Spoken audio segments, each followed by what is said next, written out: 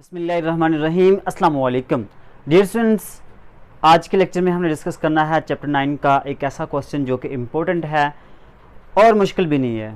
ठीक है, ये हमारा थर्ड लेक्चर है। ठीक है, चैप्टर नंबर 9 का, और इस लेक्चर में मैं आपको इम्पोर्टेंट क्वेश्चन करवाऊँगा और इससे रिलेटेड एक क्वेश्चन हमने ऑलरेडी कर लिया है। सेकंड लेक्चर हमने कर लिया, वो भी बिल्कुल ऐसे ही था। तो ये क्वेश्चन थोड़ा सा मुश्किल था, तो इसलिए मैं यहाँ पे करवा रहा हूँ ताकि आप लोगों के लिए इजी हो जाए। ठीक है, तो इसी तरह का क्वेश्चन हमने ऑलरेडी पहले कर लिया है सेकंड लेक्चर में। अगर आपने वो लेक्चर नहीं देखा, उसको नहीं समझा, तो आपको यहाँ पे आई बटन पे लिंक मिलेगा, आप वहाँ से उस पर क्लिक करना है और वहाँ पे जाके आप देख सकते हैं। उसको समझना है, समझ के ये क्वेश्चन फिर आपके लिए बहुत ही ईजी हो जाएगा। तो चलते हैं हम अपने क्वेश्चन की तरफ, लेकिन इससे पहले अगर चैनल पर न्यू है ना, तो चैनल को सब्सक्राइब कर दें और बेल आइकन को लाजमी प्रेस करना है। वीडियो को लाइक करना मत भूलिएगा। Let's start. हमारे पास फंक्शन दिया हुआ है f of x equal to x की पावर 4/3 माइनस एक्स की पावर 1/3। इसका हमने निकालना है इंक्रीजिंग एंड डिक्रीजिंग फंक्शन के फंक्शन जो ना वो कहाँ पे इंक्रीज हो रहा है, कहाँ पे डिक्रीज हो रहा है। ठीक है, और ये question very very very important है पेपर के पॉइंट ऑफ व्यू से। ठीक है, तो देखिए इंक्रीजिंग और डिक्रीजिंग फंक्शन निकालने के लिए पहले आपने क्या करना है, इसका डेरिवेटिव लेना है। तो यहाँ पे लिखेंगे differentiate with respect to x. ठीक है, ये जो एफ ऑफ एक्स है ये बन जाएगा एफ प्राइम एक्स, और ये वाला पावर पहले आ जाएगी, पावर में से एक कम कर देंगे, माइनस पावर पहले आ जाएगी, पावर में से एक कम कर देंगे। अंडरस्टैंड, ये डेरिवेटिव का रूल है, पावर रूल इसको हम कहते हैं। ठीक है, अब ये 4/3 में से 1 माइनस करेंगे, बाकी 1/3 बच जाएगा, बाकी 1/3 बच जाएगा। ठीक है, अच्छा ये नहीं आता आप लोगों को, तो मैं यहाँ पे आप लोगों को बता देता हूँ। 4/3 - 1 इसका बटा नहीं है ना, तो आप खुद लगा लें। ठीक है, अब इसका एलसीएम ले लें, 3 1 3, ये एलसीएम आ जाएगा। 3 3 सेम है। ठीक है, 3 को 3 पे डिवाइड करेंगे तो 1 आएगा ना, उस 1 को 4 से मल्टीप्लाई करेंगे तो 4 आ जाएगा। अब आपने क्या करना है, 3 को 1 पे तकसीम करना है, तो जवाब क्या आएगा, 3 आएगा। उस 3 को 1 से मल्टीप्लाई करना है तो 3 आ जाएगा। 4 में से 3 माइनस करेंगे 1, और नीचे आ जाएगा 3, 1/3 बच गया। ठीक है, अगेन सुन लें, 3 1 3, ये 3 3 से कैंसिल हो जाएगा, ऊपर वाला 4, यहाँ पे ये 3 कैंसिल नहीं होगा, तो ये 3 1 3 वैसे का आ जाएगा। ठीक है, 4 में से 3 माइनस करेंगे, 1 बचेगा ऊपर, और नीचे 3 वैसे का वैसे। ये मैंने यहाँ पे लिखा 1/3, ये 1/3। अब यहाँ पे देखेगा, यहाँ पे ये भी आप समझ लें। ठीक है, ये हमारे पास आ जाएगा 1/3 माइनस 1/1, नीचे नहीं है तो आप खुद लगा लें।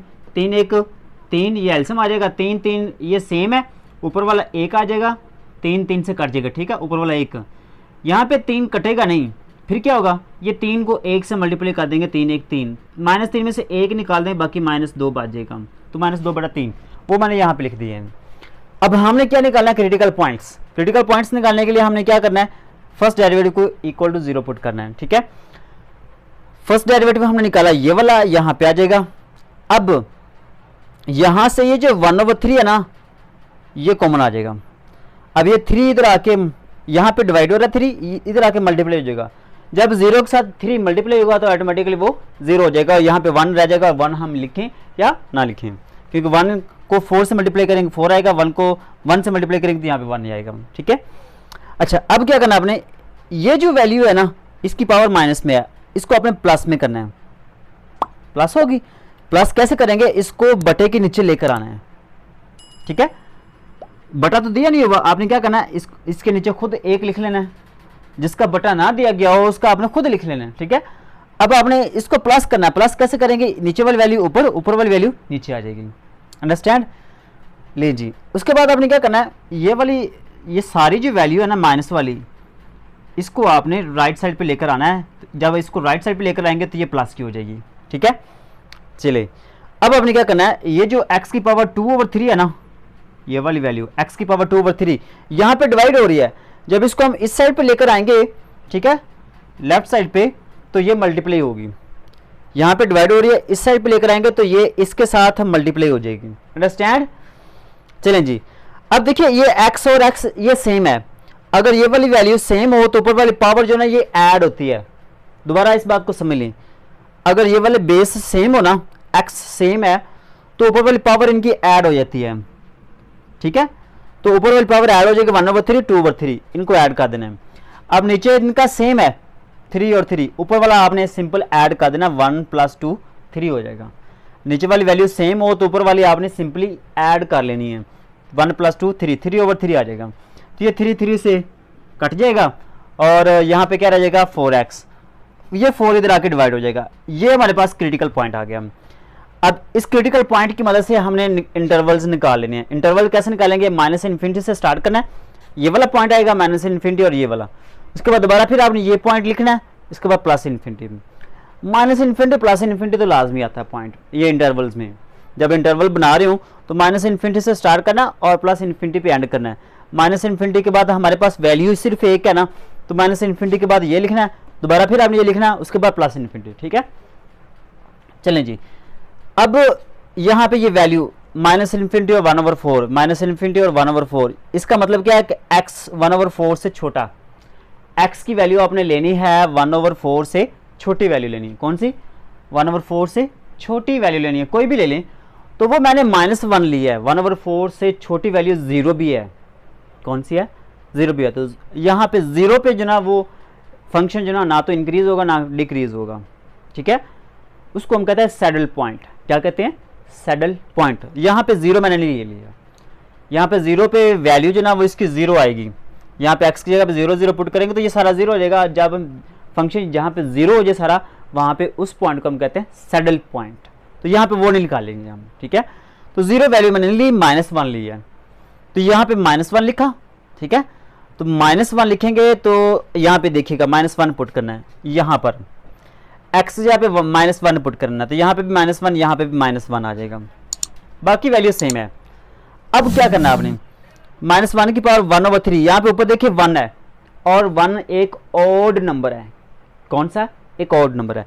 जब ये ऑड नंबर आ जाए तो ये -1 ही आएगा।